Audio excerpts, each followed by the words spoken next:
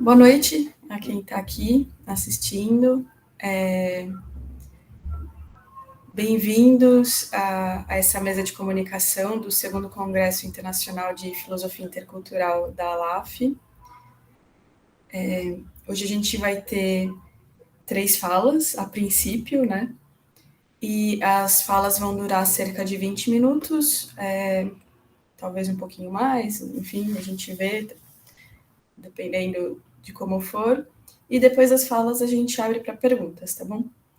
Então a gente vai começar com o Fernando Wirtz, e ele vai fazer a comunicação The Role of Myth for Intercultural Philosophy. Fernando, pode começar, fica à vontade. Muchas gracias. Voy a compartir mi pantalla.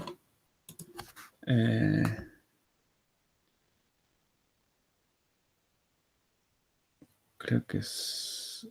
A ver, un segundo.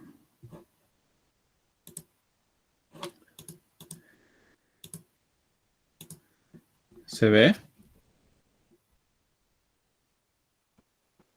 Ainda não, Fernando.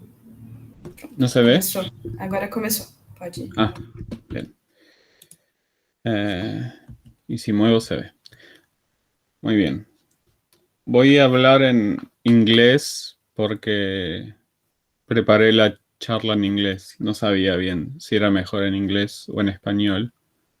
Así que espero que esté bien si la hago en inglés. Y después, si alguien tiene alguna pregunta, también lo puedo decir en español.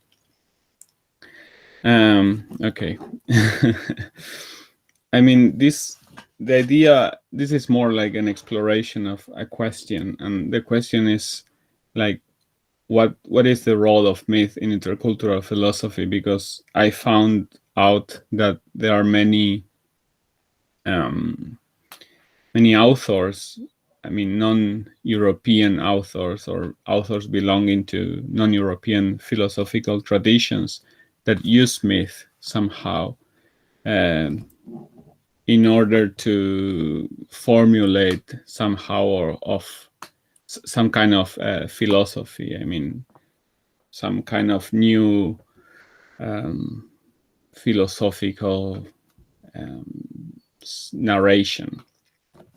Okay, so, and this is interesting, firstly, because myth is always like the other side of philosophy, right? There is this history of philosophy as being this kind of idea that philosophy is the overcome of myth, like this idea of from mythos to logos. I will put my timer. From mythos to logos. So philosophy is always something that tries to find rational explanations, and myth is on the other side. Myths doesn't want this kind of explanation, so they don't it's not their target. So myth is the irrational and the monstrous. It resorts to explanations that are not observable. The causal relations in myth are equally confused, non-linear.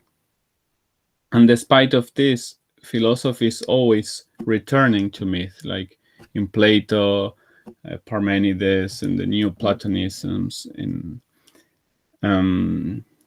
German Romanticism, German idealism. There is a strong presence of myth in there. So there is this ambivalence of philosophy and myth, kind of tension, but also kind of necessity. So that's interesting, this mutual relation. And I think outside Europe, when philosophers try to generate a kind of independent thought, they always refer somehow to myth. So I'm going to explore some examples of this.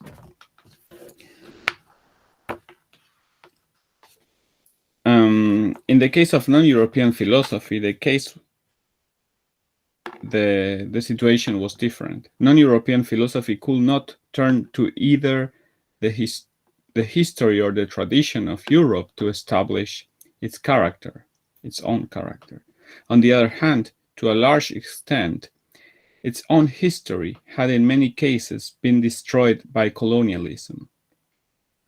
But even in cases where there was a codified history, carefully archived and canonized, as in India, China, or Japan, this history was not enough on its own to stand up to Western history, which was a history unified by a very strong narrative, that of rationalism, Christianity, progress, etc.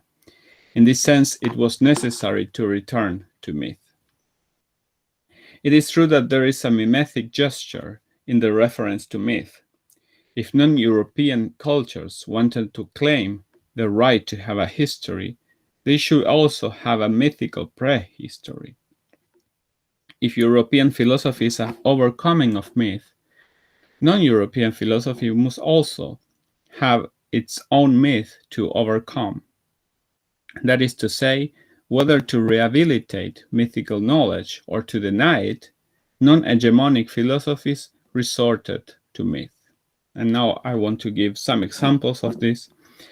In the 30s and 20s, I think the idea of myth was very important in philosophy, especially because of the writings of Georges Sorel, this French syndicalist who wrote the book on violence. So for Sorel, myth was a kind of emotional image that can create a collective agency, right? Sorel is writing in the context of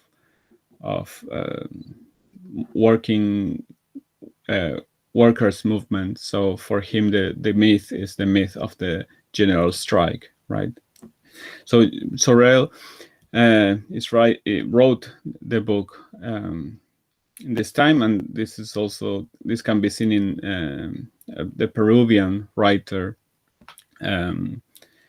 José Carlos Mariátegui, who wrote in his 7 essays on the interpretation of Peruvian reality.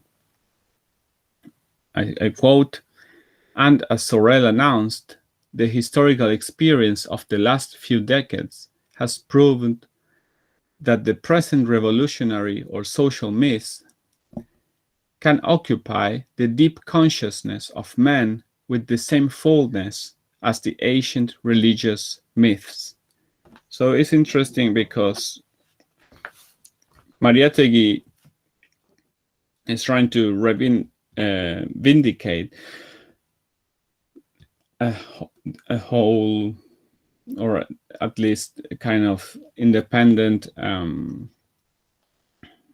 knowledge that was present in the people. So he writes, "It is not civilization, it is not the white man's alphabet that lifts the Indian soul, it is the myth, it is the idea of socialist revolution. The indigenous hope is absolutely revolutionary. The same myth, the same idea are decisive agents of the awakening of other old peoples, of other old races in collapse, Indians, Chinese, etc. Universal history tends today as never before to be governed by the same quadrant." That is, Mariátegui does an interesting reading of Sorel and shows how there is kind of continuity between what we can call religious myths or ancient mythology and the mythology in the Sorelian sense, in the political sense of a kind of emotional symbol, right? In this case, this socialist revolution. So I think it's interesting because to resist European, let's say the European system of knowledge, Mariátegui points out the importance of myth. And we find something similar in other author, Peruvian author, who is Gamaliel Churata, who was also, he knew Mariátegui. He was friend of Mariátegui, but Mariátegui died much more earlier than him. And Churata writes, the Greek myth is the alma mater of the Western world. The Incan myth must to be that of the South America with an ego. That is, for South America to have an ego, they also need a myth. That's what he's saying. And Churata is also aware that this gesture of trying to restore an ancient myth, this gesture can become mimetic, that is, a mere imitation of European cultural history. That is, authors in Latin America and other parts of the world, I think, they, of course, learned the Western tradition that is based also on a mythical prehistory, and they have these classics works of myth, of mythology, like Homer and so on. So you can also say that these authors were trying to imitate Europe, but by trying to find a myth, like trying to find their own myth. So Churata was aware of this, and he writes in reference to a Bolivian writer, Fernando Díaz de Medina, who wrote a book called Naiyama, Introduction to Andean Philosophy, Introducción a la Mitología Andina, where this figure of Naiyama was a kind of myth finder, myth searcher, is a character. So in reference to this book, that was a book about Andean mythology, Churata writes, it is then, in writers like Díaz de Medina, an explicit invitation to the Inca, or do they only seek to substitute the Greek myths for the Aymara myths? That is, to change the international metaphor with the patrician metaphor. Fortunately, it is not a matter of substituting the motives of Proteus, the Greek god, with the motives of Naiyama, of this figure that Díaz de Medina writes about. To exchange the Hellenic god with the Aymara Luchu. It is rather to cancel Proteus, spirit of the changing wave, symbol of the Greek soul, harmonious and versatile, in order to erect the whole ungraved dominion of the Pachamama, angular base of the building of our people, its race and its culture, of its biological economy, to say that once and for all. So I found interesting that Churata recognized that it is not enough to replace European myths with, in this case, Aymara myths. Another writer that was interested in this is the Argentinian one, Carlos Astrada. There was, at the beginning of the century in Argentina, a very similar debate on what is the, of course, this is typical debate outside Europe, like what is the national character, what's the special character of a nation. In the case of Argentina, this will be symbolized with the figure of the gaucho in the literature. And Astrada writes also in this sense. Astrada actually writes a book called the Gaucho myth, El Mito Gaucho, a book explicitly talking about this. And he writes there, myth is not only the product of primitive or prehistoric epochs of popular consciousness in which it lurks in the germinative shadow of the origins, but it can always take shape and grow anew both at an incipient and at a high stage of culture. So this is, I think, interesting because Estrada is saying that myth doesn't necessarily have to be something of the past, but to create a myth, you need some kind of wheel, and this wheel, searching for a myth is for Estrada the way in which you construct also a myth. So you try to construct a nation. On the other side, there is also, in these non-European philosophies, we also find the opposite position, that is to say that if we want to find a truly, in this case, if we want to find a truly Mexican philosophy or a truly Peruvian philosophy or a truly Argentinian philosophy and so on, we need to separate myth from philosophy. So if we really want to have a philosophy, we have to find something that is not myth. And this is like the position of León Portilla, who is famous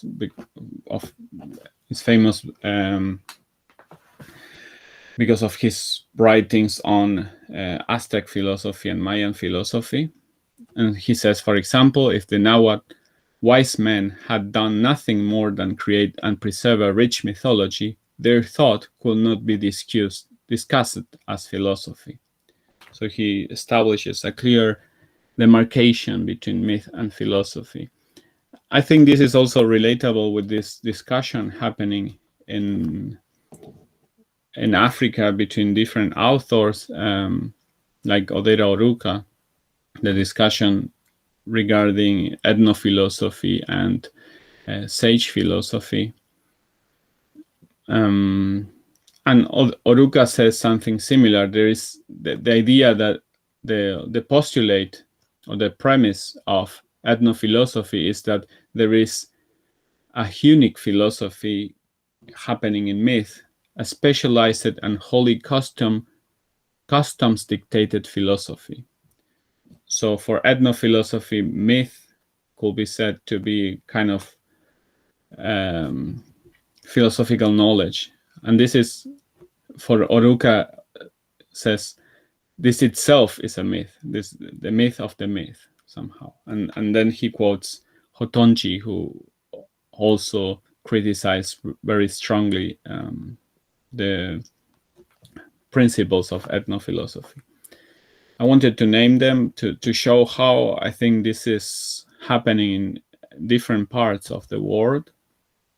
We have some kind of similar discussion happening also in the Philippines. Emerita Quito, who was a famous author, philosopher of the Philippines, also refers to the value of popular thought.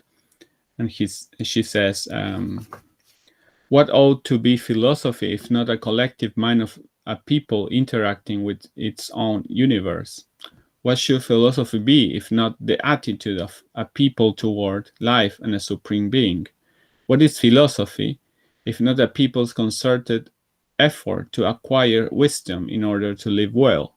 This collective mind, this general attitude towards life, this concerted effort to acquire wisdom, which is manifest of the popular or grassroots level, constitutes the folk spirit of the Filipino, and it should eventually emerge as a formalized philosophy on the academic level. This philosophy is, however, still in the process of formalization. So for Emerita, also myth somehow can become philosophical, but it has to be formalized. It has to be analyzed through discursive tools. So I thought that is also interesting position that we can find. In this sense, I want to point out briefly three characteristics of myth that I think we can find here in these different appropriations of myth, and it's what we can call like 3 modes of resistance of myth, because myth on the one side always resists to be actualized. Myth resists being actualized whether as something past or something future. Myth always belongs to a different temporal dimension. Often the myth refers to a certain origin, but it does not necessarily have to be a chronological origin. Even Sorel's case, where myth is an affectivity oriented to the present, its actualization is always anachronic or defaced. And then also myth obviously resists to codification. We say, we used to say that myth is something oral, and when people try to write it down, actually it stops to be a myth. It stops to have this quality, this kind of spontaneous quality of myth. And it also resists to be naturalized, in the sense that myth also resists always to be... Myths are not, in terms of the content, myths are not pure anecdotes. They refer to something that somehow at some point breaks the rules of the everydayness. Otherwise, it will be just an anecdote. So I named this because we can say that myths are there, like, and we have to search for these myths. But I think these different approaches in intercultural philosophy or non-European philosophy show us that myths also resist to be appropriated. So even if we want to search for the original myths, we find this kind of resistance of myth. So I think this is an important premise to try to do kind of philosophy of myth without falling into the essentialization of myths. And then for closing, I want to close with showing some kind of interesting approaches that we can find in non-European philosophies, and what can be understood as the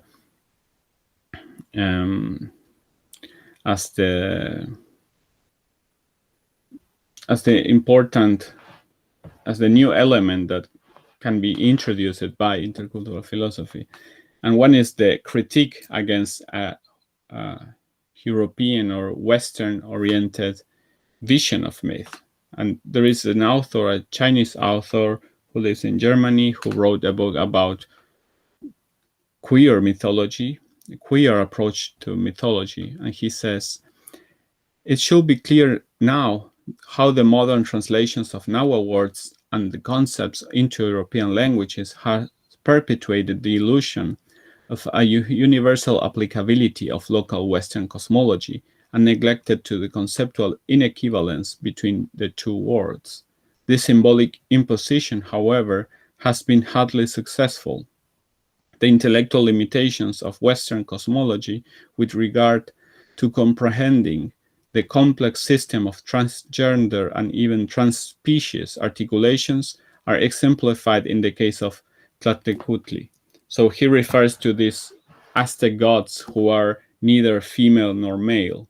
So he's showing how, in the book, he shows how Western scholarship tended to gender these gods, saying that they are or male or female. And he shows how, from the Nahua perspective, they are neither male nor female. So this is an interesting approach, I think, that can be achieved through an intercultural approach of philosophy. And we find some similar thing in Gloria Anzaldúa, which I'm not going to explore now, but she also refers to mythical figures in her writings. And I close, because my time is over, with the image and also appropriation, tergiversation of myth done by Wamampoma in his letters, La Nueva Crónica y Buen Gobierno, which depicts Adam and Eve in the world working the field with the foot plow, with this Andean foot plow. So this is a kind of, I think this is the place where we should find, or this is the approach that we should try to have regarding myth in the field of intercultural philosophy, which is always myth as something that is not about the origin, but it's about a dislocation, a kind of reinterpretation of myth. But yeah, as I said, this is just an exploration, so I hope we can discuss this more in the discussion. Okay, thank you very much. Thank you very much, Fernando. It's your presentation is very interesting. I have some comments for it, but just after João presents his talk. João, fica à vontade para começar. A fala do João hoje é a respeito de qual a comunidade de uma obra filosófica intercultural. João? Obrigado, Júlia. Obrigado, Fernando, também pela sua apresentação. Eu vou projetar aqui o meu texto. Bom, eu sou formado em Geografia, né? Também tenho uma segunda formação em curso final em Filosofia. Bom, esse aqui é um texto que eu escrevi com base ainda está em curso, né? Ainda não está finalizado, né? O texto em si ou para hoje já tem uma finalidade, mas eu quero continuar elaborando ele para pensar sobre esse tema, né? Eu vou fazer a leitura do texto. Eu acho que vocês estão conseguindo ver, né? Então, sim. Bom, tendo como base nossa dissertação de mestrado, intitulada O Caminho Geopolítico de Arte da Guerra de Sun Tzu, Produção do Espaço, Geopolítica e Guerra no Período de Estados Combatentes, séculos 5 a 3 antes da Era Comum da China Antiga, que foi defendido em 2020 no interior do programa de pós-graduação em Geografia da Universidade Estadual de Campinas, propomos com esta comunicação apresentar uma questão importante sobre o debate intercultural em história da filosofia e história da ciência. A comunidade intercultural, que é o que subjaz uma obra filosófica que atravessa diversos contextos culturais. A obra Sun Tzu, nosso objeto de pesquisa, foi produto de uma tradição oral existente na China Antiga que, após ter seus ensinamentos escritos, deu origem a uma nova tradição de debate em torno de seu significado. Tradição esta que segue até os dias atuais. Essa obra atravessou diversos tempos históricos na China, possuindo algum debate até hoje. Ela também atravessou diversos espaços geográficos para fora da China, sendo recepcionada, interpretada e reproduzida na forma de uma tradição de debates acadêmicos, militares, populares, etc., né, atualmente. O Sun Tzu representa uma obra que atravessou diferentes culturas, daí ser um caso interessante para pensar acerca da interculturalidade, o que a fundamentaria. Há diversas formas de explicar a possibilidade dessa tradição tão longeva e abrangente. Apresentaremos aqui 4 delas que julgamos serem bastante difundidas. Uma delas, né, a primeira delas, estará no fato de o Sun Tzu articular, assim como muitas outras obras, um tema comum, pelo menos em aparência, né, pelo menos aparentemente, a diversas sociedades humanas, a guerra. O fenômeno da guerra seria algo universal. Isso explicaria por que seu conteúdo conseguiu irromper a sua especificidade histórica e geográfica, superando seu localismo para ser um livro lido, reproduzido e interpretado em diferentes contextos culturais. Vejamos que, nesse primeiro caso, tomamos que o Sun Tzu trabalha com a guerra articulando questões ontológicas sobre a natureza conflituosa da realidade e éticas, como nos posicionarmos diante dessa realidade. O Sun Tzu é filosófico nessa medida. Essa obra giraria em torno de uma suposta filosofia perene, junto com outros sistemas filosóficos próprios que também girariam em torno dessa filosofia perene.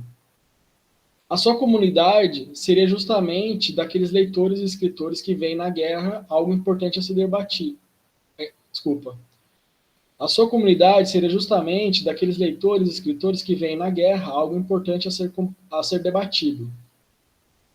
Poderíamos chamar essa primeira concepção de comunidade intercultural temática, né? Então, a comunidade intercultural surgiria a partir de um tema que teria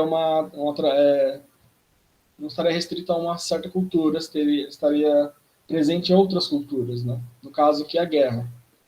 Outra maneira de se pensar a questão intercultural que o Sun Tzu suscita pode estar no fato de nós adotarmos certa caridade diante da importância que já deram a essa obra. Isto é, sendo famosa em seu tema, repomos com algum esforço a sua significância. Isso quer dizer que a obra por si só não seria tão significativa, mas a autoridade da sua tradição que seria a constituição da sua comunidade, da comunidade de intérpretes, né? A comunidade intercultural existente a partir do Sun Tzu seria a comunidade daqueles em diferentes contextos culturais, aqueles que desculpa, pessoal. A comunidade intercultural existente a partir do Sun Tzu seria a comunidade daqueles em diferentes contextos culturais que foram seduzidos pela autoridade dessa tradição e resolveram de algum modo enfrentá-la. Dado que a obra, né, o Sun Tzu, é fruto do passado, né, foi produzida no passado, o trabalho do intérprete não estaria em reconstruir as implicações presentes no fenômeno bélico, mas em preencher as lacunas existentes justamente pelo fato de a obra, por si só, ser atualmente insignificante, sendo somente a sua autoridade tradicional um motor comunitário, né, que reúne os intérpretes, e hermenêutico, que possibilita a interpretação. Seu aspecto filosófico estaria no fato de a sabedoria existente nela não poder ser separada de sua autoridade. Nesse segundo caso, a comunidade intercultural pode ser chamada de autoritária.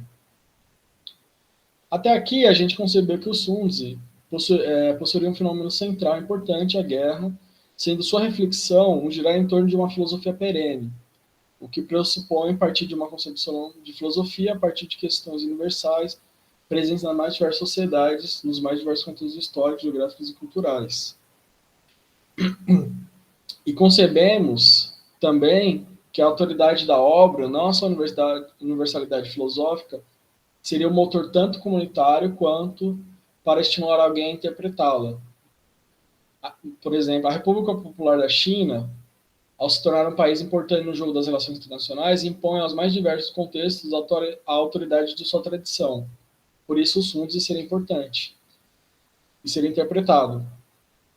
Anteriormente, antes da República Popular da China, sua autoridade estava constituída de outra forma, mas uma forma não menos importante para esse efeito. A China antes era também uma civilização importante, né? Um terceiro caminho interpretativo estaria no fato de que a postura da obra, o fato de ser fruto da elaboração de uma teoria sobre algo, é uma postura comum às sociedades humanas. Só restaria ao leitor conhecer a língua em que foi escrita, e a partir daí já saberia o significado da obra. Essa perspectiva colocaria de saída todas as sociedades humanas como partes de uma mesma comunidade intercultural em potencial, restando para a efetivação dessa comunidade a generalização do conhecimento das línguas dessa pretensa comunidade. O Sun Tzu, neste caso, seria uma tomada a respeito das condições sociais existentes para a sua escrita no interior de sua estrutura linguística específica, no caso do chinês antigo, né? A estruturação linguística, portanto, seria o ponto de contato importante entre as diferentes culturas. A tradição do Sun Tzu seria longeva e abrangente, pois, pelo seu processo de tradução intergeracional e intercultural, o Sun Tzu se revelaria falando sobre temas que permanecem atuais para a humanidade, como a estratégia, a guerra, o exército, a economia, etc. Neste quarto caso, a comunidade intercultural pressupõe uma estrutura, né?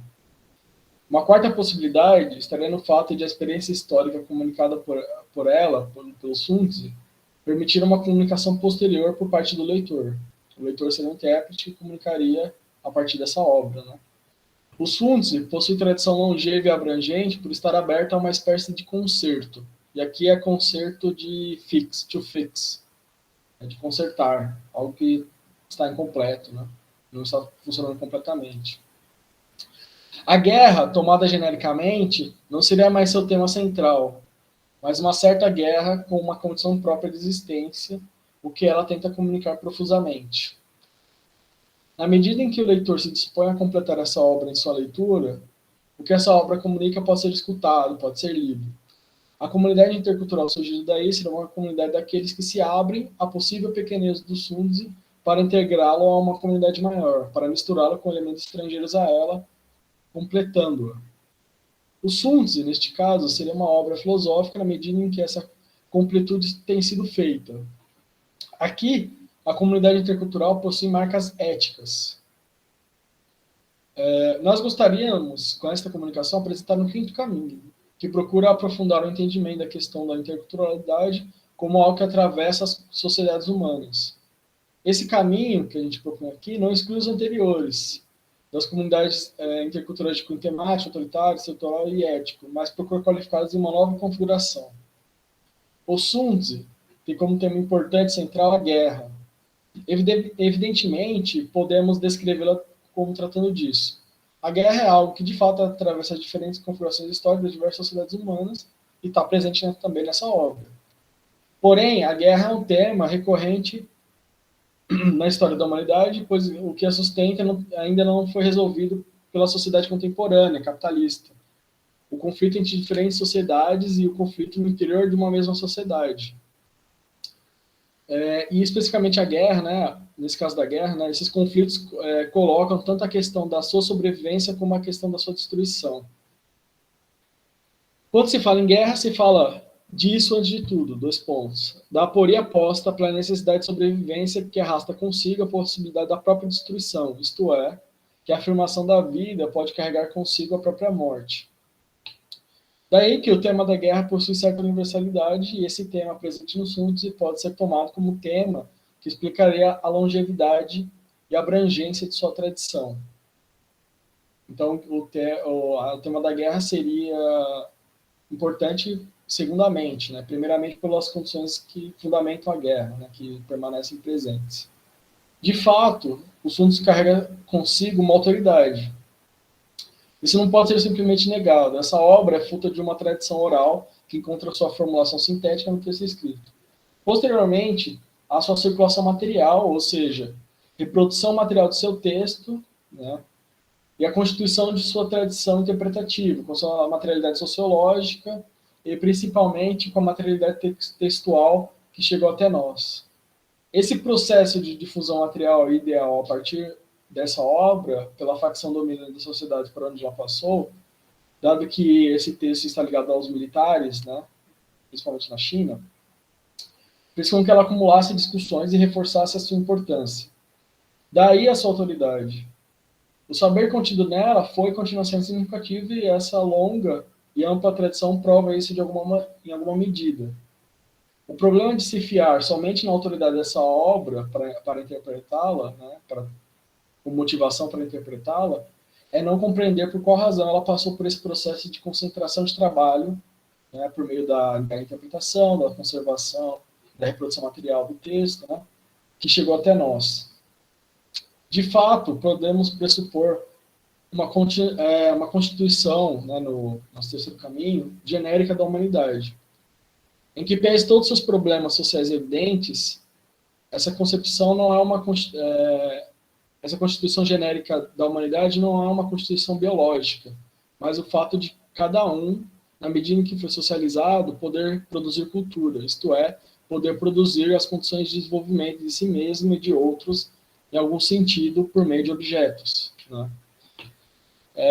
Essa capacidade de trabalhar, né, de produzir cultura, onde a linguagem, no nosso caso, é aspecto fundamental, seria o que uniria a comunidade de intérpretes do Sunzi, com isso revelando, por meio da tradição intergeracional e intercultural, o objeto que está sendo descrito pela obra. Essa descrição é interessante, né? A descrição de uma comunidade genérica, de humanos genéricos.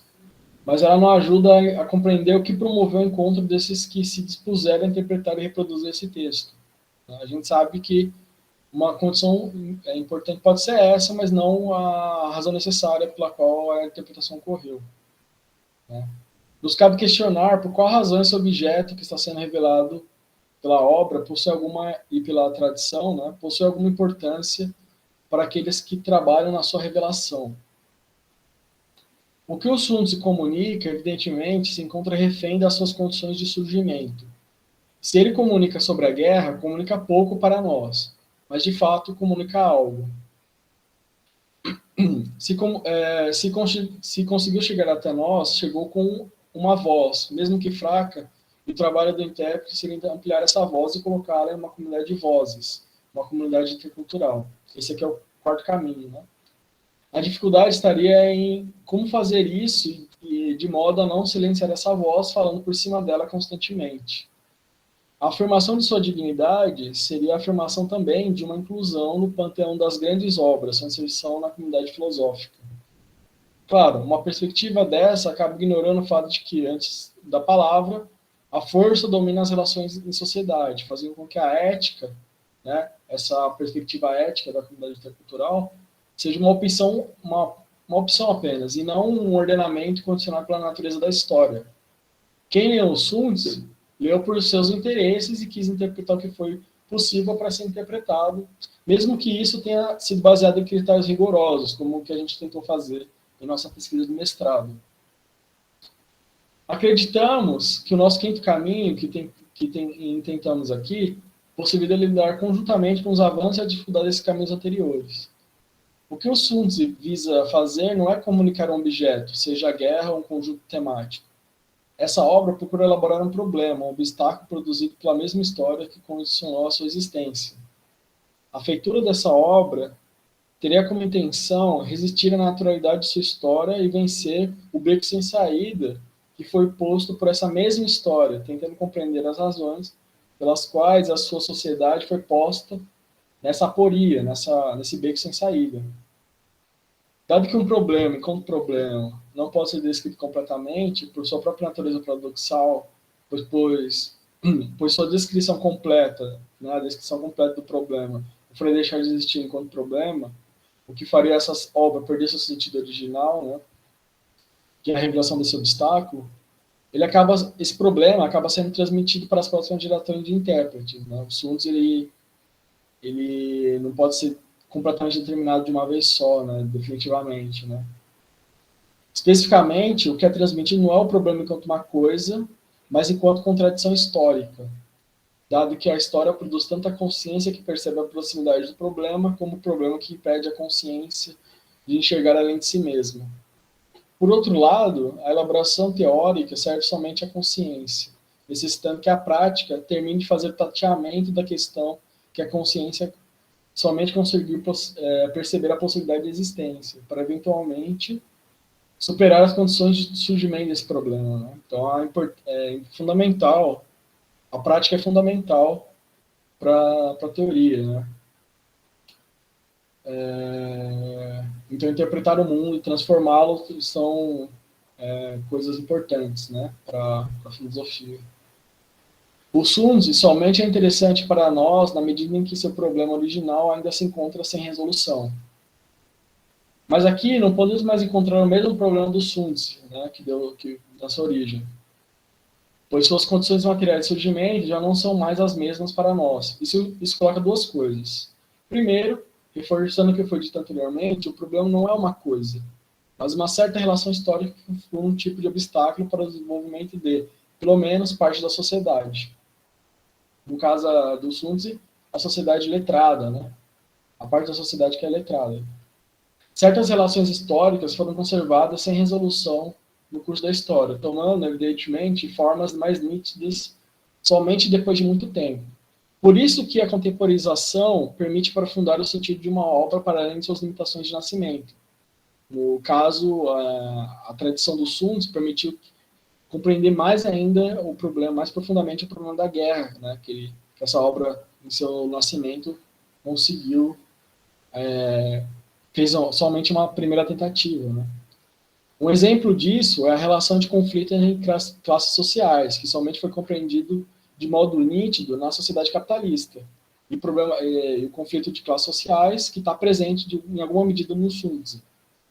Outra, também presente no Sunzi, é que certos caminhos para a sobrevivência de uma certa configuração social exigem jogar com a sua própria destruição por meio do conflito armado, da guerra, né? Com uma segunda consequência das condições materiais de surgimento do Sunzi já não serem mais as mesmas, nós temos o seguinte: para conseguir atravessar sua circunstância histórica singular, o Sunzi teve de revelar os diversos fluxos e elementos históricos que colocavam essa circunstância problemática. Na medida que conseguiu determinar o problema em vista a partir de vários determinantes econômicos, sociais, militares, psicológicos, as relações materiais que forjaram essa aporia histórica puderam ser reveladas em alguma medida. Porém, a elaboração teórica carece da elaboração prática que vai fazê-la completar esse seu ciclo com o mundo que a fez surgir. A elaboração prática, por sua vez, pode falhar por algum erro de elaboração teórica, pois um problema não é determinado completamente por seu próprio aspecto paradoxal. Com isso, junto da transmissão do Sunzi, também foram transmitidos problemas que não foram resolvidos por essa obra, né? No caso, os problemas históricos, né? Especificamente os problemas de dominação de classes, os problemas da destruição de uma sociedade, né? Enfim, a guerra, dito de maneira mais genérica. Por fim, a comunidade intercultural é justamente a comunidade que surge do reconhecimento de que diferentes culturas carregam consigo, além de suas obras culturais, além de suas obras filosóficas, seus problemas, e que estes, no encontro entre os povos, foram comungados, foram compartilhados, foram partilhados. A comunidade intercultural é uma comunidade diante do desejo de superação de certo obstáculo, diante de um futuro. O Sunzi possui uma tradição longeva e abrangente, pois, justamente, as diferentes facções dominantes das diferentes sociedades onde ela foi lida encontraram nessa obra caminhos para elaborar seu próprio problema da ampliação de suas riquezas e dominação de sua população diante da necessidade da guerra. O Sunzi, para ter a tradição que teve de pressupor uma certa comunidade intercultural com esse sentido que aqui trazemos, né? Da comunidade intercultural baseada nos problemas, além dos meios materiais para a sobrevivência de seu texto. Ou seja, o Sunzi dependeu da reprodução do seu texto e também da reprodução de certos problemas históricos, né, que não foram solucionados. Essa obra ela é filosófica na medida em que compreender completamente seu significado exige determinar conceitualmente todo o universo que mobilizou seu surgimento, né? Então, esse processo de interpretação ele é um processo de interpretação também filosófico, né? Mas não somente isso. A sociedade capitalista, ao tomar para si toda a superfície terrestre, subjugando todos os povos, colocou condições de existência semelhantes entre os povos, ligadas à exploração do trabalho, fazendo-os atualizar suas próprias tradições para essa nova fase da humanidade. Por exemplo, os povos indígenas, né? Diante do processo de colonização, né? E de constituição contemporânea do capitalismo. Ao regimentar o trabalho existente nas mais diversas sociedades, a sociedade capitalista provou a generalidade das sociedades humanas, ao mesmo tempo que constituiu a possibilidade de todos esses povos subjugados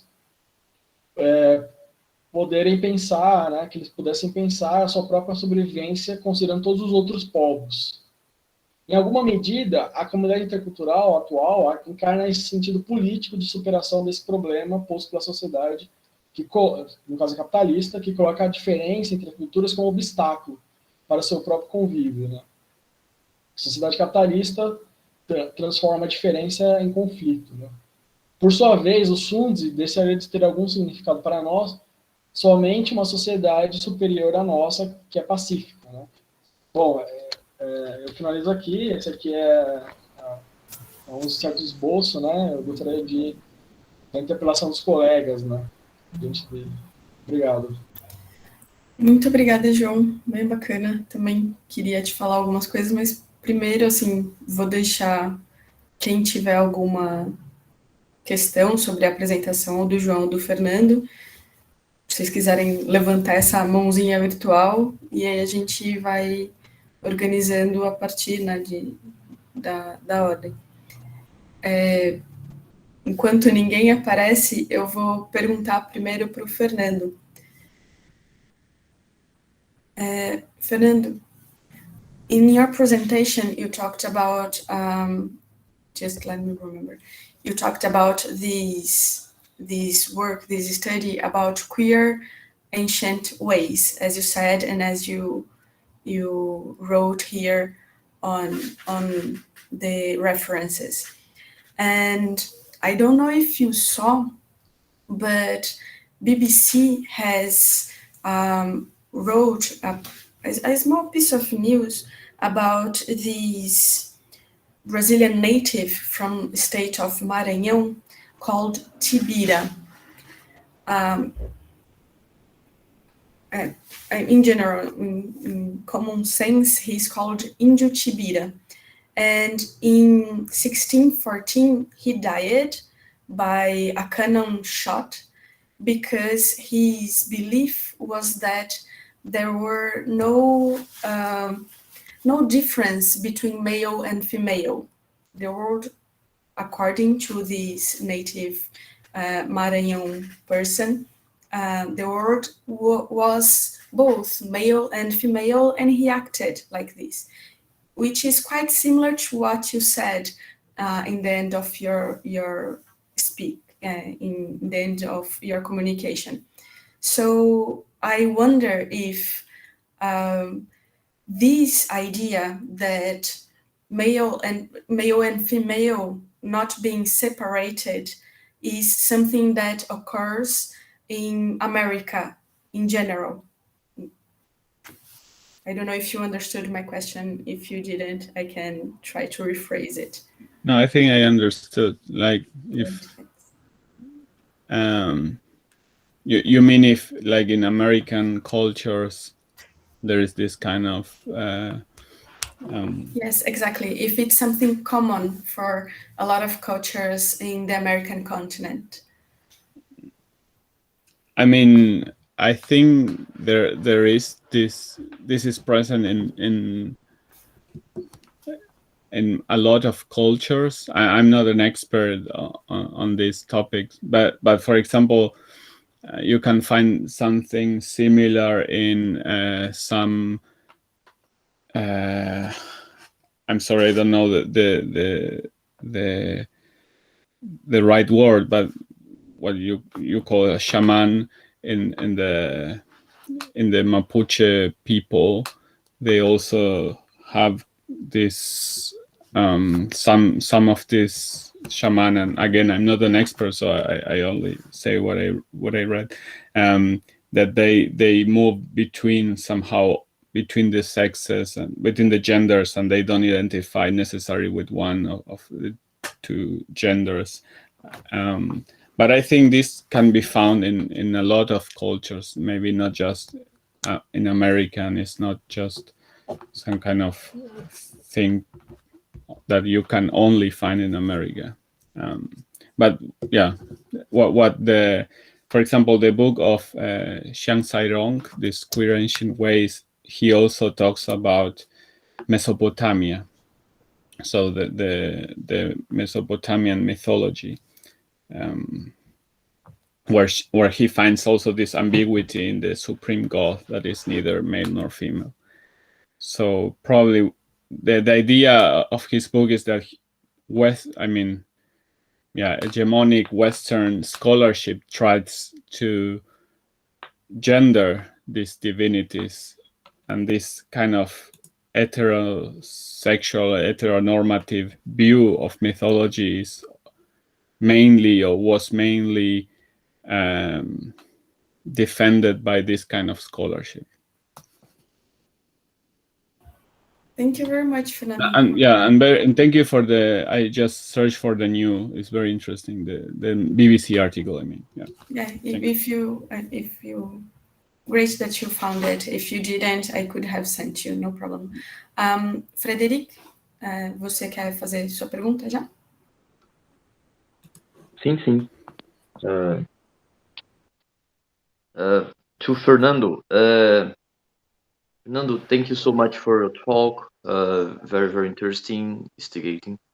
Fernando, I'd like to ask you your position. In fact, it's a doubt about your talk.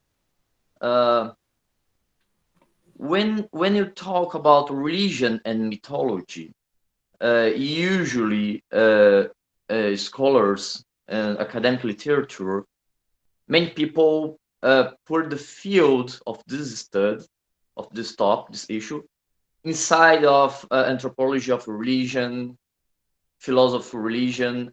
What's your opinion about it, to reduce mythology studies on religion field? For you, it's a problem or not? I'd like to know your opinion, your position about it. Thank you. Okay, thank you very much. Yeah, I think that will be maybe one of the points of this discussion that we find in Africa with Odera Oruka. He also discusses what is called anthropological philosophy, that will be to include what we can call like anthropological phenomena like mythologies or legends into the field of philosophy. And he somehow he criticized anthropological philosophy. But that's, I don't know, for me personally, I think at least mythology is something, and as I said, it's not just, of course, traditional philosophy tries to put mythology away, take mythology away.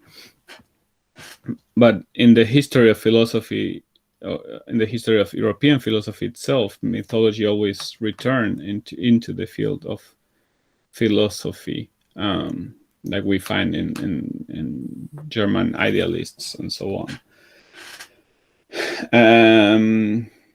So I will say it's a kind of European agenda to try to separate both. But I will be actually I will tend toward the idea of including religion and myth somehow in philosophy. I don't know, I would like also to hear your opinion about that. But yeah, personally, I think I will not try to separate them so much. Thank you. Thank you, Frederick. Carlos? Creo que, bueno, hay muchas preguntas, pero hay una pregunta que conecta a los dos. Si Joao me entiende, por favor, que me... Ok, sí dice que sí. Ok.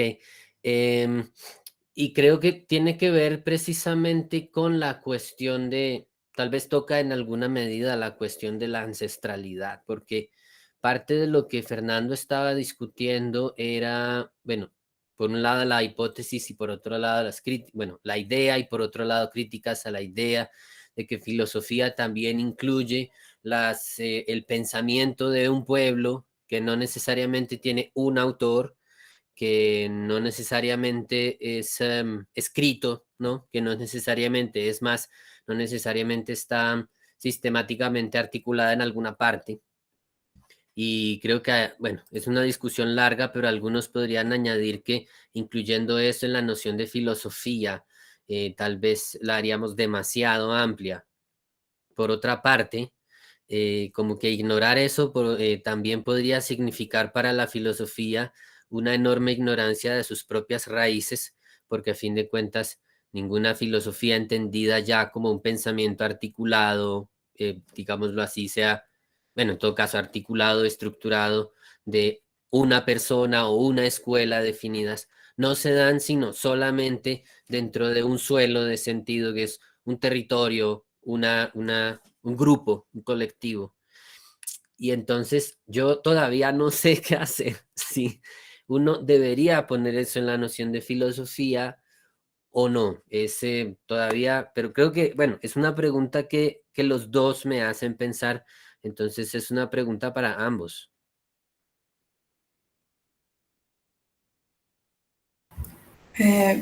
Since Fernando talked a lot already, let's start with João and then Fernando answers if it's no problem. Tudo bem, João? Carlos, você pode refazer o finalzinho da pergunta, por favor? Só para... Final da pergunta? Isso, por favor, só para... Ok. Finalmente, o que eu dizia era... Depois, no final, eu entendo que tem argumentos importantes para incluir essa noção de filosofia como a filosofia de um povo dentro da noção da filosofia, mas também tem argumentos importantes, relevantes para não fazê-lo. E pelos motivos que eu expliquei, eu ainda não sei qual a resposta. Tá. Bom, como que eu penso essa questão, né? Eu acho que a gente... Existe... Sei lá, a filosofia é um dado real, ela existe, a gente está aqui por conta dela, né? A gente está formado em filosofia e o processo de constituição da filosofia é um processo que pressupõe a colonização, a exploração, a escravidão, né? A gente sabe muito disso, né? E eu acho que por um lado, pensar, né, que os povos ameríndios possuem filosofia, os povos africanos possuem filosofia, é uma maneira de a gente jogar, né? Quando a gente está pensando no aspecto político da questão, é jogar com isso, com esse fato de que, na medida que eu, João, sou filósofo, né? E na medida que eu, ao mesmo tempo, sou um homem negro, na medida que eu, ao mesmo tempo, sou um homem da periferia, do capitalismo, né? No caso do Brasil, das partes da América Latina, eu estou numa posição subalterna, mesmo sendo filósofo, né? Eu estou numa posição de vantagem na medida que eu posso me apropriar dessa riqueza, né, dessa fortuna crítica, né, que a filosofia trouxe, mas ao mesmo tempo eu estou numa posição equivocada, né? Eu estou numa posição subalterna dentro das relações materiais, né? Então, eu acho que pensar que os povos, né, estou pensando aqui, né, que é uma maneira também de pensar essa questão, que os povos ameríndios possuem filosofia, é uma maneira da gente tentar jogar com isso, né? Com esse fato de que eu sou formado em filosofia, mas reconheço minha posição subalterna, e eu vou buscar em outros, né, nesses povos, uma maneira de colocar em xeque essa minha própria formação, né? E eu acho que talvez o sentido que a gente possa pensar na filosofia, né, até usando o conceito de filosofia perene do Ronald Armal, é pensar que a filosofia de fato, né, que a gente aprende na faculdade é uma ilusão, né? O que a gente está buscando ainda está para ser construído, né? A filosofia enquanto isso que toda a sociedade ocidental girou em torno, né? Que toda a sociedade ocidental acumulou, né? Na verdade, a sociedade ocidental ela não acumulou exatamente todos os saberes, né? Ela odiou muitos saberes para conseguir amar os seus, né? E a filosofia, de fato, ela está no futuro, né? Ela está para ser construída, né? Então, eu acho que falar que existe filosofia africana nesse sentido, né? Dos povos que não subalternos de África, da América Latina, enfim, é uma maneira de a gente jogar com isso, né?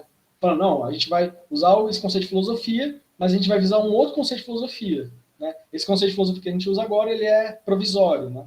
Não sei se ficou muito claro. Mas essa questão, eu acho que ela é complicada ainda, né? Pelo menos para mim, né? Mas eu acho que é mais esse jogo, né? Para pensar como lidar com essa fortuna porque a filosofia ocidental, ela é rica, né? Mas para ela ser rica, ela teve que empobrecer muita gente, né? Então a gente precisa buscar nos autores da filosofia ocidental com essa consciência, né? Com essa consciência de que eles nos roubaram para serem ricos, né? O Kant, ele existiu porque na América tinha escravidão. porque na América tinha colonização. Então, a gente precisa buscar eles com esse jogo, né? Falando, não, vou superar esse conceito de filosofia deles buscando outro, que pode ser usado, pode possuir no futuro outro termo, né? Enfim, acho que foi meio prolixo aqui, mas enfim, tentando pensar isso, né? Satisfeito, Carlos? Você quer comentar alguma coisa em relação ao que o João falou? Primero escutaría a Fernando y... Perfeito. y- Fernando? Sí, gracias por la pregunta.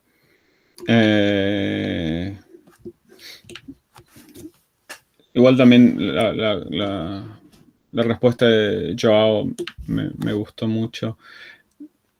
Sí, no sé, es como un tema también muy complejo. Se me ocurre también, habría que diferenciar entre usar la mitología como fuente de inspiración, ¿no? Como, por ejemplo, hace Gloria Anzaldúa, que toma la figura de Coatlicue para pensar como un concepto, ¿no? Como toma un concepto mitológico y lo usa en un contexto filosófico, eso sería como una opción.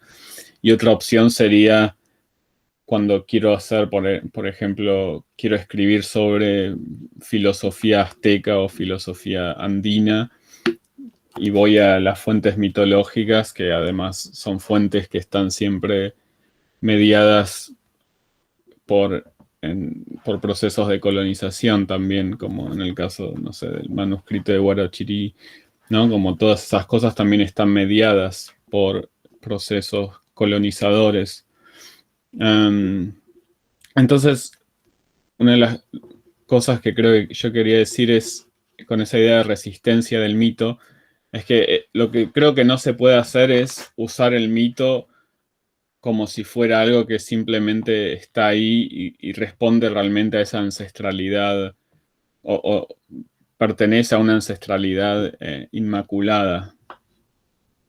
Creo que no tenemos mucho acceso a esa ancestralidad y no sé si existe esa ancestralidad.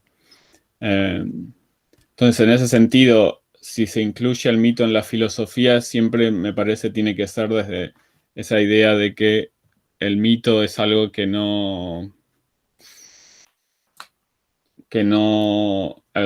no se tiene un acceso inmediato, siempre un acceso mediato. Entonces nunca va a ser un acceso puro al mito. Entonces, con esa conciencia me parece se puede introducir el mito en la filosofía. No sé si se entiende. Me gustaría también escuchar tu opinión. Carlos? Pues bueno, estoy tratando también de cruzar ambas ideas. Sí, bueno, a la final creo que se trata de, en todo caso uno necesita como responder a varias necesidades y hay dos aquí que son importantes al menos. João apuntó bien a una que es precisamente la de reconocer, bueno, también la historia de la filosofía, sea lo que sea filosofía, se asentó también como la economía, la tecnología, la ciencia de hoy, sobre la base de, pues, de procesos históricos crueles, procesos históricos de explotación y sí, y que en esa medida uno necesita entonces reconocer que eso también le impone sus sesgos, le impone sus sesgos a la noción de filosofía que opera en la academia, en la universidad, la noción de filosofía que operativamente hace que las universidades enseñen tales y cuales temas y no otros, porque pues miren, en Colombia, por ejemplo, es curioso lo que me encuentro porque uno oye hablar o uno habla de otras filosofías y mucha gente le dice a uno, ay, qué bueno que se haga, pero eso no impacta en los programas. O sea, qué bueno que haya filosofía japonesa, por ejemplo, en los programas, pero no quiere decir que mis colegas van a leer y van a estudiar y van a enseñar filosofía japonesa. Eso no es así de fácil, ¿no? Entonces uno sabe que es una cosa más profunda. Por otro, entonces ahí yo reconozco esa parte. Por otro lado, creo que algunos o muchos podemos reconocer también la necesidad de que no, la filosofía, nuestra noción de filosofía se nos convierta en ahí cabe todo, y entonces como cabe todo, a la final no es nada. ¿Qué viene a hacer? Pues tal vez, no sé, para mí todavía me siento como muy, no sé, no lo sé todavía. Creo que lo que dice Fernando tal vez ayuda un poco en el sentido de que, destacando un corolario de lo que dice él, tampoco se trata de ni subsumir el mito en la filosofía, ni igualar los dos, reconocer su particularidad, e incluso hasta llegar al punto de decir, no necesariamente porque no sea articulado al modo filosófico, entonces el mito es menos. Y un dato sobre eso, incluso la más acendrada, la más fuerte ilustración que hoy en día sobrevive, tiene su mito también. El problema es que no lo reconoce, y de hecho es un problema que no lo reconozca, pero ya Gadamer, pero hay muchos que han apuntado, no sé, al hecho de que sí, la ilustración moderna también tiene su mito, también tiene su mito en la idea del primado de la razón y que la razón humana lo puede todo y la noción del progreso científico y tecnológico como la llave a la solución de los problemas humanos. Es mito también, no quiere decir que sea mentira, sino que igual es mito en un sentido quizá incluso tanto como es mito, el mito, no sé, de Amaterasu en Japón, o el mito de Buinaima entre los Huitoto en Colombia, etcétera, etcétera. Es eso, ¿no? No se puede articular del todo siempre, son ideas que incluso son imágenes, es más, se articula más en imágenes que realmente en conceptos y de todas maneras la razón siempre lo va a necesitar. Quizá, no sé, a lo mejor si eso nos ayuda un poco en esa dirección de todas maneras de no perder la noción de filosofía en el camino.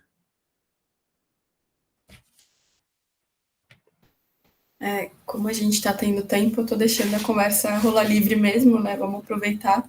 E então, obrigada pela sua colocação, Carlos. Estou anotando um monte de coisa aqui, estou achando muito interessante. Acho que, enfim.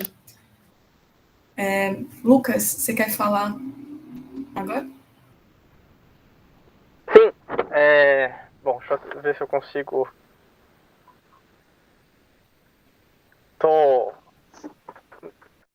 Bom, vocês conseguem me ouvir? Me ver bem? Então, well, first I had a question for Fernando. Fernando, first of all, it's great to see you again, to hear your talk. It was very interesting. I think there's a lot to talk about. But my main question really is, because you focused a lot on this idea that people that work with non-European traditions of philosophy, sometimes they tend to try to find this original myth from their own traditions, because there's this sort of presupposition that paradoxically even, you need the myth for it to be overcome into philosophy.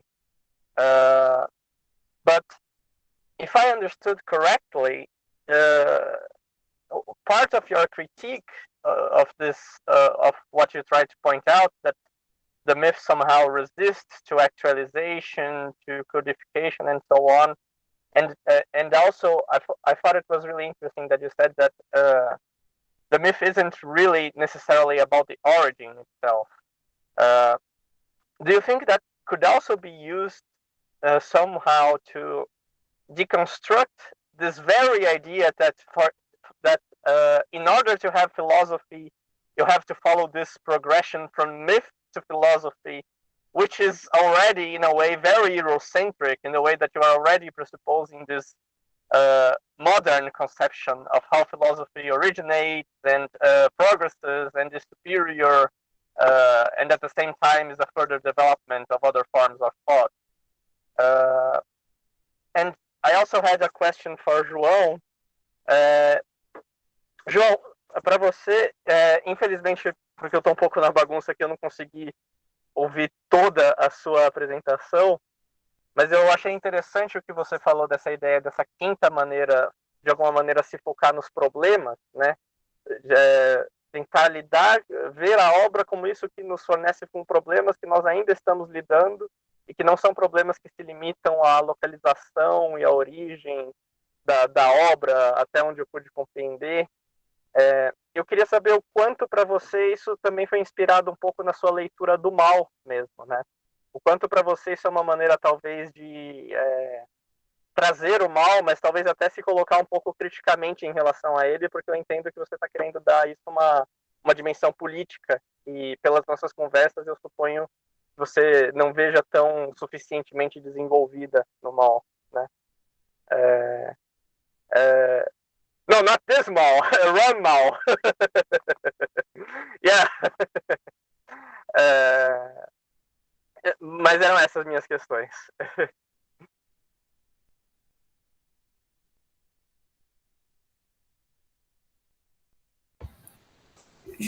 Fernando, já que o Lucas, sorry, since Lucas asked you first, can you answer first, and then João answers his question?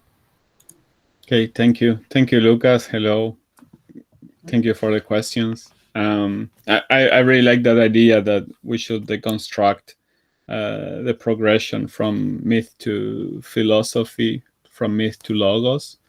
Yeah, I think that will be precisely maybe one of the new elements, or one of the approaches that we should try to have in intercultural philosophy. The interesting point, I think, in the history of, I mean, of course, non-European philosophy is the hard category, but we understand what I mean. So in the history of non-European philosophies, as you said, philosophers tried to found what was the characteristic of that land or country or whatever.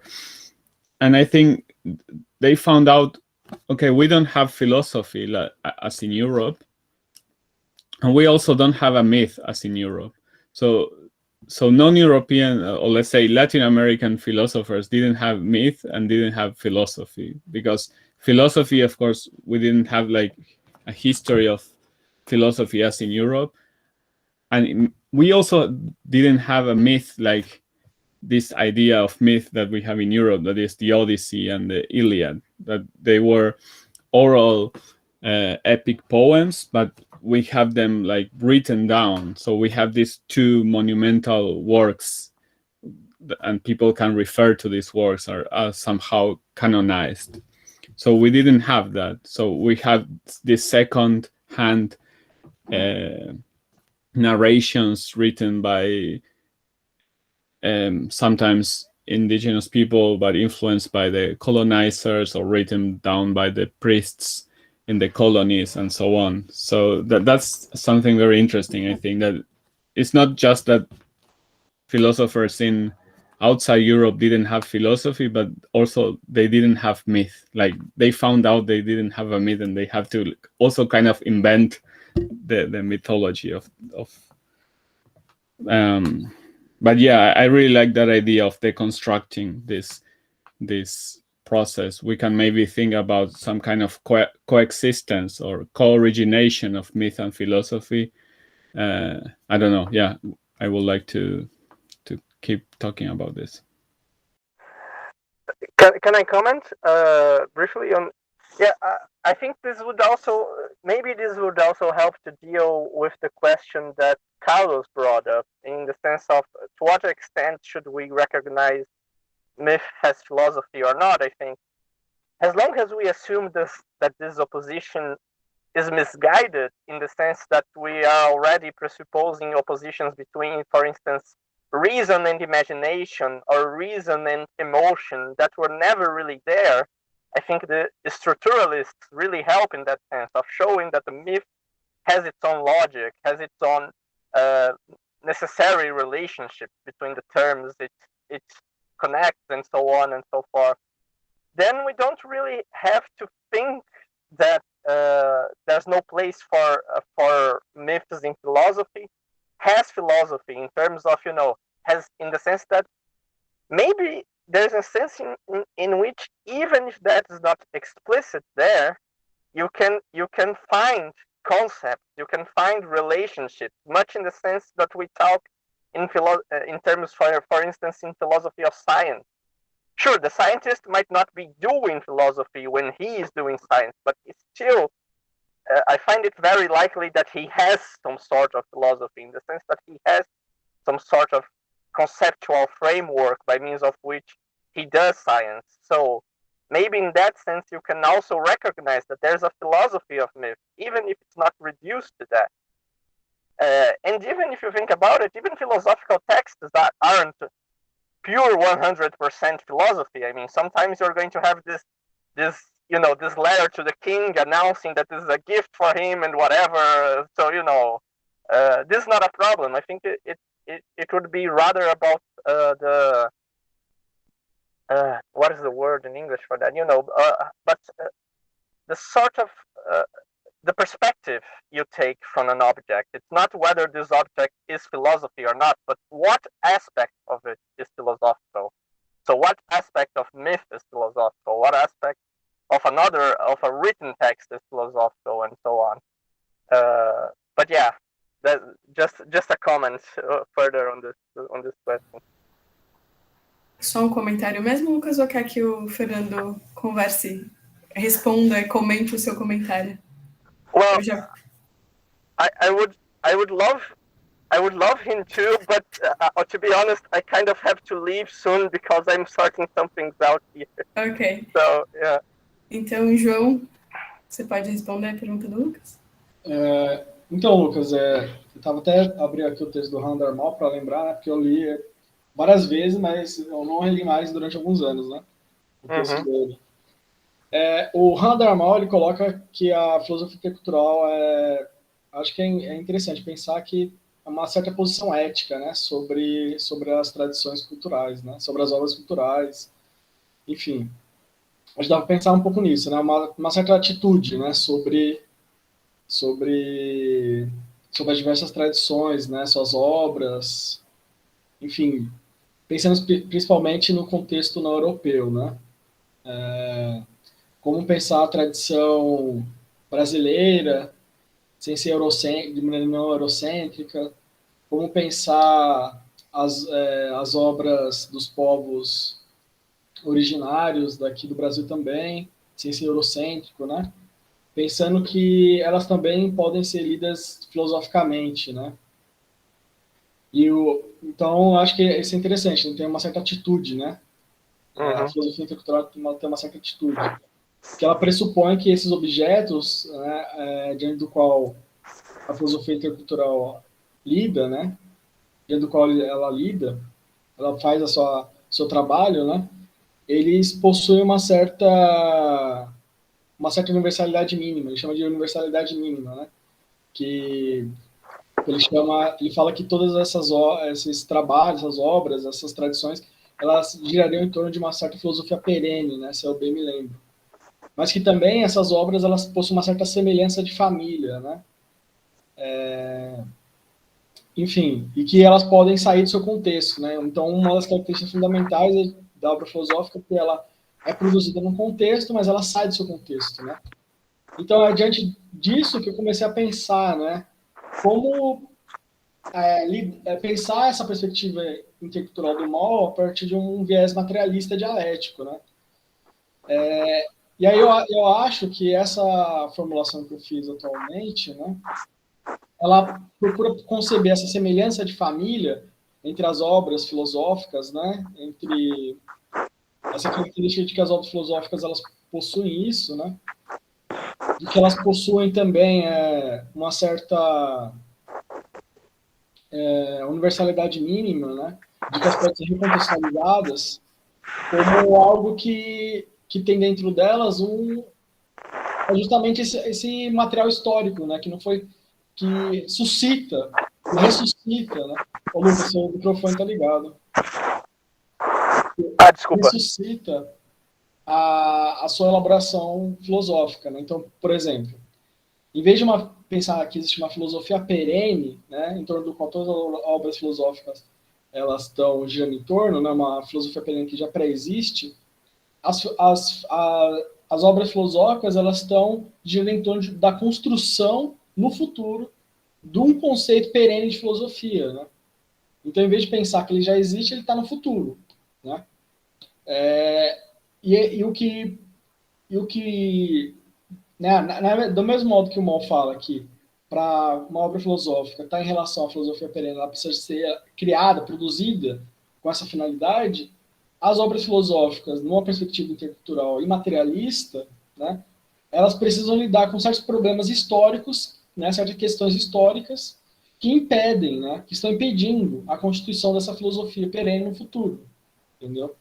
Não sei se está ficando claro, mas o que eu estou tentando pensar é que a possibilidade de recontextualização, né, das obras filosóficas, elas possuem um contexto, e elas podem sair desse contexto, né, é porque há uma certa comunidade de questões, né, entre as diferentes sociedades. Mas essa comunidade de questão não é uma comunidade de questões que precedem a história, mas são justamente questões que elas compartilham a sua história, né? São problemas materiais que foram criados, que a filosofia trabalha, né? Que a filosofia ela se debruça, né? A tese 11 contra Feuerbach do Marx, né? Onde Marx fala que os filósofos eles interpretaram o mundo, mas o que importa é transformá-lo, né? Então eu acho que é importante pensar também nesse aspecto, né? De que o filósofo ele consegue lidar com certos problemas até na medida onde a prática é necessária, né?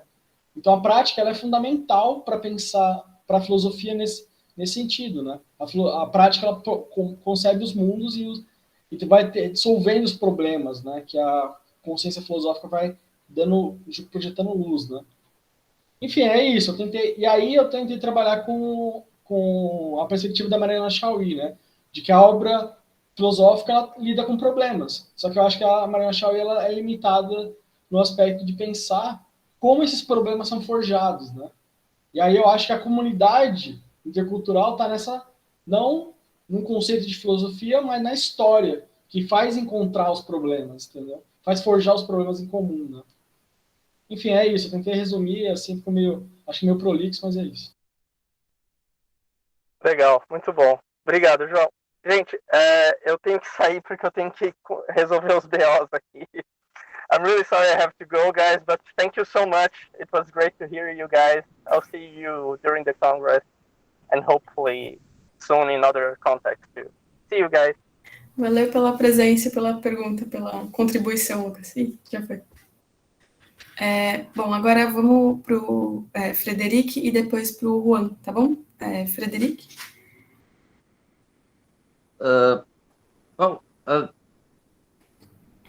In fact, pessoal, desculpa, eu não sei se eu falo portunhol ou se eu falo inglês. Porque eu acho que eu respeito mais a língua se falar inglês do que se tentar falar espanhol. Então vai em inglês então, mesmo. Vamos se sentir inglês. mais confortável.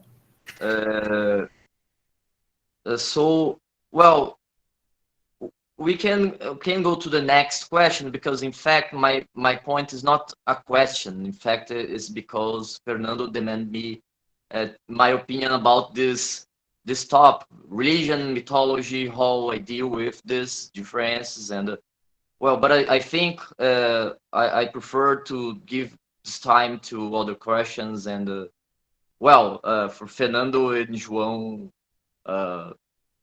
bright more. Thank you.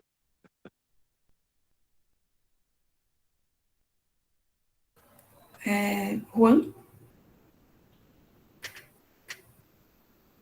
O João falou dessa coisa de trazer uma filosofia mais prática e como isso pode ser trabalhado para os filósofos da informação ou outras áreas do conhecimento em geral. Para o Frederic, eu não entendi. Eu não sei explicar muito bem a minha pergunta, então vou deixar de lado. Mas obrigado. Qualquer coisa para o Frederic ou para o Fernando você quer perguntar? Juan? Não lembro qual o nome dele. Qualquer coisa escreve e aí a gente tenta, se a questão for a tradução, a gente dá um jeitinho nisso. Mas, João? Então, eu penso que eu penso justamente nisso, né? Juan, que para a gente que está num contexto periférico, né, a filosofia ela precisa pensar o mundo visando a superação dessa condição, né? Eu acho que isso é fundamental, entendeu? E só que existe um porém, né? A filosofia ela foi construída, a história da filosofia foi construída pela exploração do outro, né? Não foi construída só lidando com o outro num sentido pacífico e idílico, né? Então, eu acho que para a gente, para nossa formação, é fundamental a gente pensar e colocar em xeque essa questão, a filosofia como essa contemplação, esse idilismo, né? A filosofia, na verdade, ela precisa ser concebida como a superação dessa condição de nascimento dela, de vida dela, né? Que é baseada na exploração do outro, né? Ela chega aqui no Brasil com esse sentido político, né? Com esse sentido de construir, né? Uma nação, no caso aqui brasileira, onde existe um ideal de nacional, né? De brasileiro ideal, mas os outros eles são subalternos, eles servem para a exploração e para a construção desses intelectuais que estão pensando o país, né? É claro que nem todos, né? Todos os intelectuais eles têm esse aspecto reacionário, né? Mas o que eu acho que é importante é a gente pensar, né? Pensar a filosofia na nossa condição periférica e visando e concebendo que a condição de existência histórica da filosofia, né? A filosofia ocidental, ela precisa ser superada por meio dessa postura intercultural, né? A filosofia intercultural é uma maneira de colocar em xeque a história da filosofia ocidental, né? Percebendo que a gente está numa comunidade aqui porque a gente foi posto em comunidade. A gente não simplesmente decidiu estar em comunidade, né? A gente foi colocado pelas pressões de dominação, né, dessa sociedade, né? E esse é o problema que a gente está enfrentando, né? Em última instância, né? Enfim, é isso, João.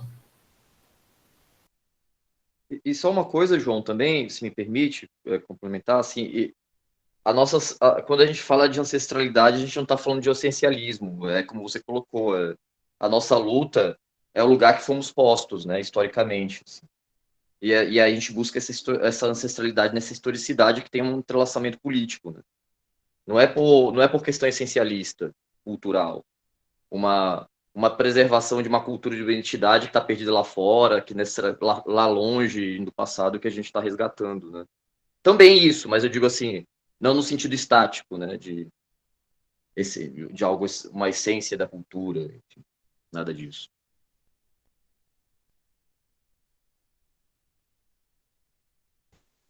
Quer comentar, João? Eu acho que é um pouco nesse sentido que o Frederick falou, né?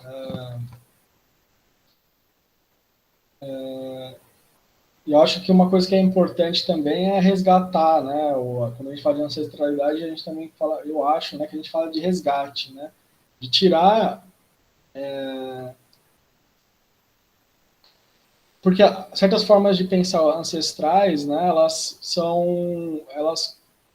colocam outra maneira de a gente pensar nossa própria realidade, né? A gente está muito acostumado com a vida que nós temos, mesmo que seja uma vida ruim, no sentido de o Brasil ser um país periférico e tal, né? Principalmente agora na pandemia, né? E acho que é pensar, né? Uma filosofia intercultural e principalmente na questão no recorte da ancestralidade, é pensar em resgatar outras formas de vida, né? Que estão enclausuradas por essa forma de dominação vigente, né? Eu acho que uma tarefa nossa é resgatar, né? Tirar desse localismo, né? Entender as determinações que são mais gerais dessas formas ancestrais, né? Para a gente conseguir, por meio da prática, configurar uma nova forma de viver, né? Eu acho que é esse que é a tarefa, né? Da filosofia intercultural também. Obrigada, João. Ô, Frederic, você pode refazer aquela pergunta que você fez, que eu acho que eu me perdi um pouco quando você estava falando, eu não entendi se era pergunta ou se era comentário. Você se importa em refazer o que você falou? Não, eu só estava comentando que no meio da fala de Fernando, ele falou assim, não, mas eu gostaria também de ouvir a sua opinião sobre a sua pergunta sobre mito e religião. Eu ouvi, mas eu não quis responder porque eu queria dar mais tempo, eu fiquei com medo de tomar tempo e ter um tempo muito curto. Tinha outras perguntas, aí eu achei melhor deixar para outro momento, enfim. Mas só se sobrar tempo mesmo, se não tiver mais nenhuma pergunta e realmente tiver tempo, a gente pode continuar aquele debate sobre mito e religião, mas enfim. Fica a critério da mediação e não sei como é que tá o nosso tempo. Desculpa, então a gente ainda tem 20 minutos, então acho que você pode comentar, assim, alguém quer perguntar alguma coisa a mais? Aparentemente está todo mundo ouvindo mais e absorvendo a questão e pensando a respeito. Então acho que você pode comentar com certeza, Frederic. Assim, well, Fernando, about this debate, religion, mythology, for me, it's a question, it's adult, because religion is very, very polysemic.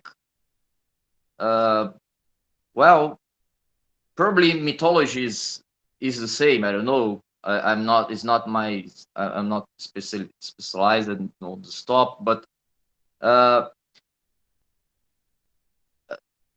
I use a Brazilian philosopher, Moni Sodré. In his opinion, Afro-Brazilian religion Yoruba root culture in Africa, the Candomblé called in Brazil as a religion. He has written many papers defend that Candomblé is much more than religion, and in his historical view in Africa, Yoruba culture is difficult to square this conception, mythological conception, in a religion frame. So maybe trying to deal with this point is, well, maybe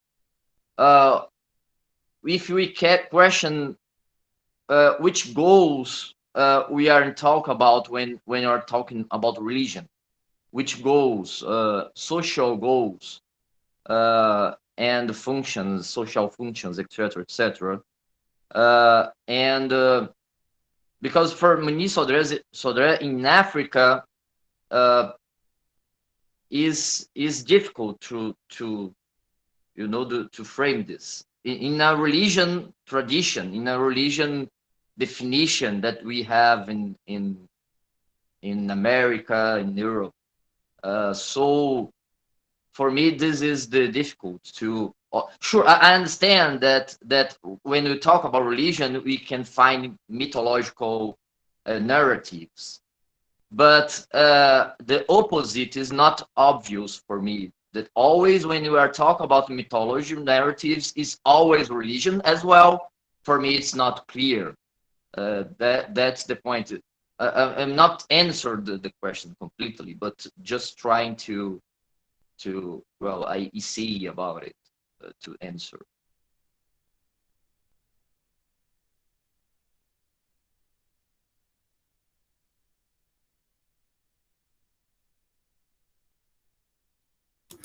I just very briefly. Yes, thank you. Yeah, I agree with that last part. That not all myth is not always religion. I mean, myth. I talk in my presentation very in general of myth, and we should of course have a better definition. But yeah, that's true. Myth is not always sacred. Like Malinowski had this division of myth, so you can have also legends, and you can have also fables. So yeah, it's true that this religious element maybe is not always there. Yeah, That's also a question for me. Because on the other hand, myth should have some kind of supernatural element, I think. Otherwise, I mean, if I'm trying to think how can we define myth, like give a good definition of myth, and I wonder if we can define myth without having something like that, or something that escapes the field of the everydayness or something like that. Yeah, but thank you for also the example of the Yoruba. It's very interesting. Yeah, thank you. Frederico, fica à vontade para comentar. Assim, se ninguém mais tiver pergunta ou comentário, acho que eu vou só fazer um comentário final de algumas coisas que me inquietaram, que fiquei curiosa, e depois a gente já termina, mas fica à vontade para falar também e fazer mais comentários, Frederico. Você já está satisfeito? Não, tô sim. Yes. Tá.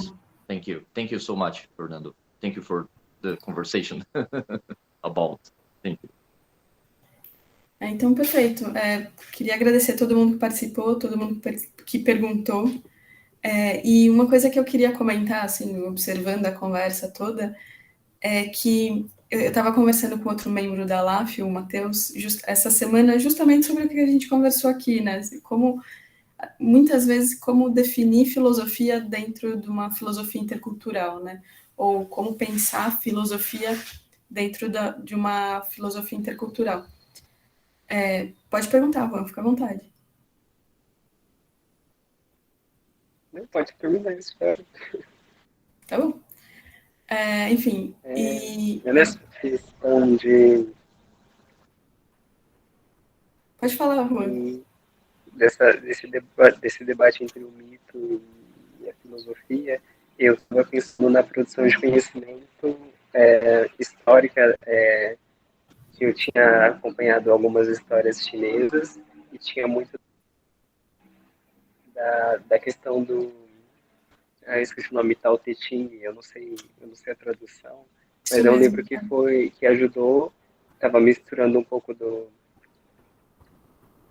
dessa questão religiosa, produção de conhecimento, e estimulou esse desenvolvimento científico com o passar do tempo. E eu achei bastante interessante porque ele traz esse mito, ao mesmo tempo que ele estimula a educação. Acho que ficou um pouco confuso. Tem alguma relação com o que está sendo mencionado? Eu não sei se eu entendi, Juan, porque estava baixinho, não é nem que estava confuso. Mas essa é uma pergunta que você estava fazendo para o Fernando, e aí você está trazendo o Dao De Jing para falar sobre isso, né? Foi o que eu entendi, é isso? Isso mesmo. E aí, qual que é a pergunta? É se... eu não entendi a relação com o conhecimento científico? Se essa questão desses conhecimentos ancestrais influenciarem a filosofia é nesse quesito, ou está mais nessa questão da retomada da ancestralidade? Você entendeu, Fernando? No, perdón, no escuché bien el audio. O áudio está baixinho. Vou tentar, vou ver se eu entendi. Carlos, você entendeu bem? Você pode me ajudar? Bom, é que também tinha problemas com o áudio. Entendi. Então, É que estava baixinho mesmo, Juan. Então, se não foi isso, avisa. But the question, mas a questão em geral, Fernando, é assim, ele está trazendo o Dao De Jing, né, como uma forma de conhecimento, e como que a produção de conhecimento histórico a partir do Dao De Jing... Eita, Juan, você vai ter que falar de novo. Isso influenciou a produção de conhecimento. Quando ele fala dessa relação entre o mito e a filosofia, ele está falando disso? Quando você está falando da relação do mito e da filosofia, você está falando também da reflexão, da produção do conhecimento histórico, Fernando? ¿Entendeu? Sí, producción de conocimiento histórico, ¿en qué sentido? O sea, ¿tanto historia o...? Between the connection between myth and philosophy. in the connection between myth and philosophy.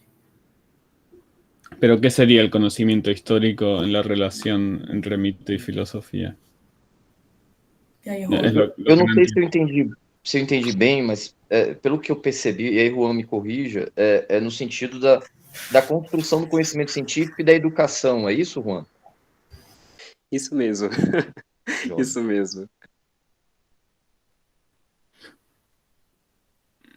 I'm sorry, can you repeat it again? Sorry. In A English. Vocês estão me conexão. ouvindo bem? Eu vou tentar repetir. Isso, o áudio tá meio baixo e a gente acaba não conseguindo te ouvir direito. Eu vou tentar mudar aqui a função. Agora tá melhor? Ainda tá baixinho. Meu Deus.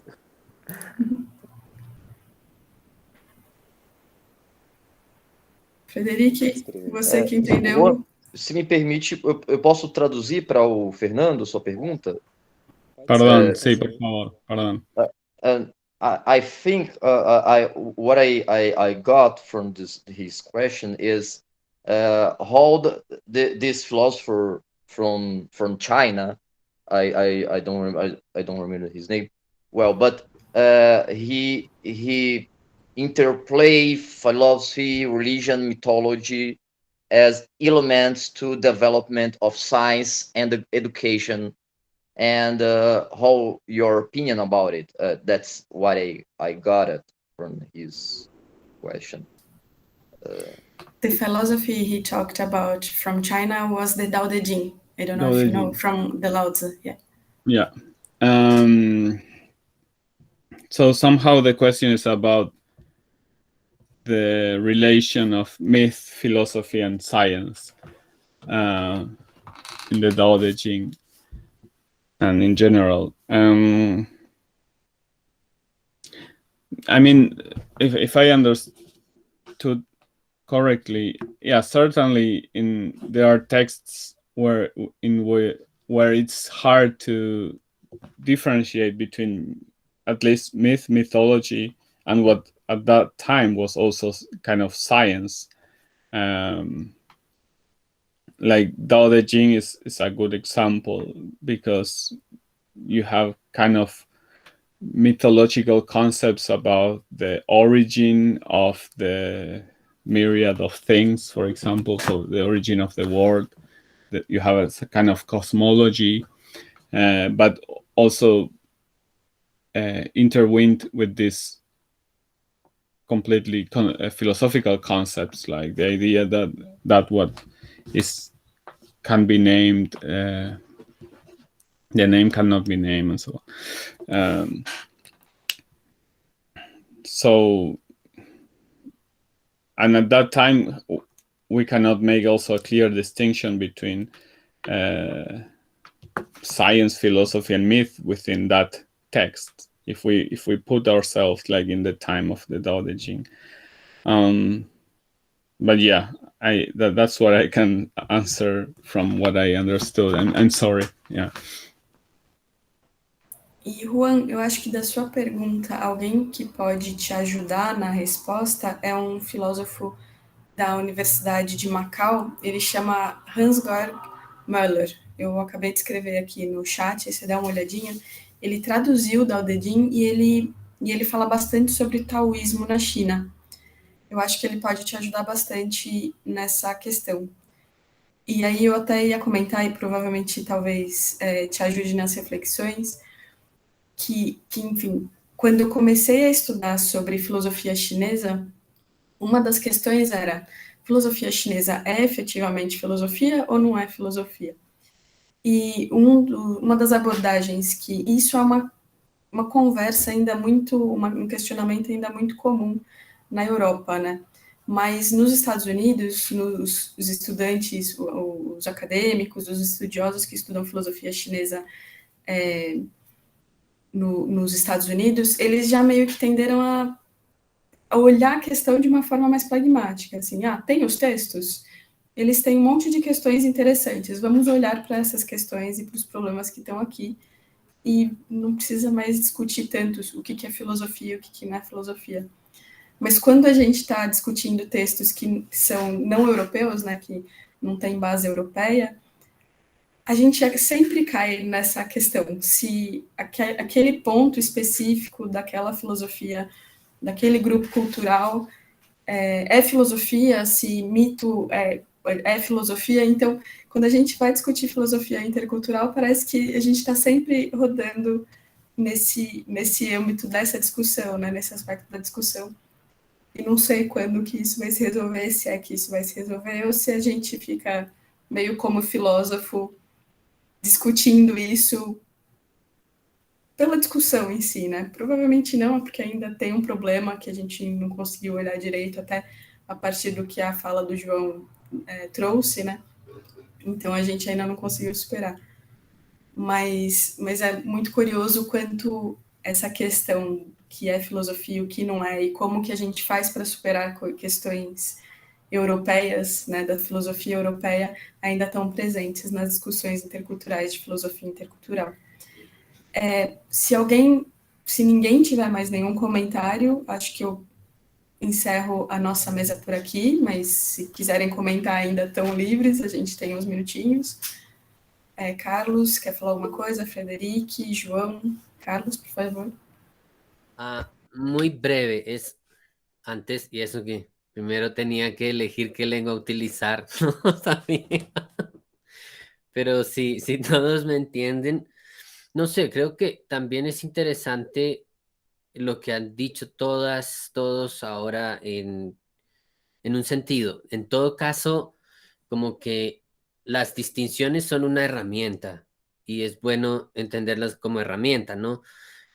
Si las llevamos demasiado lejos, pueden dar dificultad. Entonces, queremos entender en todo caso qué es filosofía, ¿no? Y en una óptica intercultural, y justamente esto puede sonar como una advertencia a mí mismo, tal vez de lo que decía antes, pero sí, nos interesa, pero precisamente, por ejemplo, señalar esa indefinición entre mitos, ciencia, religión, etcétera, filosofía, en ciertas obras como el Tao Te Ching, precisamente, puede uno pensar, qué difícil nos la pone porque no entendemos las diferencias entre las cuatro cosas aquí. Pero quizá esas son obras que además suelen ser obras de un enorme calado y de un enorme impacto en todas estas áreas, podría uno pensar. Me atrevo a decir que incluso en ciencia. Y eso creo que nos señala una cosa, nos está diciendo, vale, sí, está bueno tratar de hacer distinciones, eso nos ayuda, pero en el fondo, en su raíz, esas cosas todas no se pueden separar del todo y tal vez eso nos dice mucho de las cuatro. Bueno, y en eso también los mitos precisamente de América Latina o de África también puedan precisamente ayudarnos a ver esas conexiones.